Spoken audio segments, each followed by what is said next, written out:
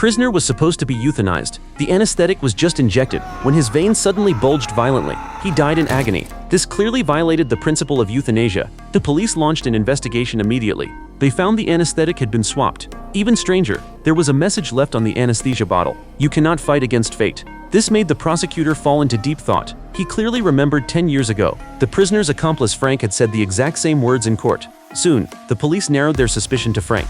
Frank was watching the news at that moment. When he learned his former scapegoat had died, he couldn't help but burst into laughter. However, a phone call soon interrupted his joy.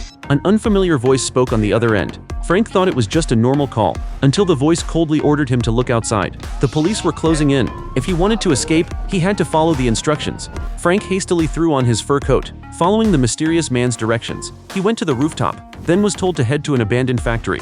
A police car was parked there. The officer inside was already unconscious. Frank grabbed the officer's gun and barked orders to start the car. Terrified, the officer complied immediately. The car sped away quickly, shaking off the pursuing police cars, and arrived in the suburbs. Frank dragged the officer to the roadside. Just as he was about to eliminate the witness, the phone rang again. It was the mysterious caller. My guardian angel.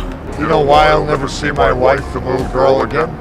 The officer before him was actually the mastermind. He removed his wig, revealing his true face. He was the homeowner from Frank's break-in 10 years ago. Back then, Frank had tied the man up and killed his wife in front of him. To make matters worse, the court didn't sentence Frank to death, giving him only 3 years in prison. Since the law failed to punish the devil, this man decided to deliver justice himself. He strapped Frank to a metal frame and injected him with tetrodotoxin, paralyzing his body, but keeping his nerves sensitive. To ensure Frank felt every second of the pain, he also injected adrenaline. A mirror on the ceiling reflected Frank's twisted face. Surrounding him were photos of the man's deceased wife and daughter. He wanted them to witness this punishment. By the time the police finally arrived, Frank had already met his maker. Even seasoned detectives couldn't suppress their nausea at the horrific scene. Records showed the house was registered under the man's name. Hundreds of police cars were deployed, even a military helicopter.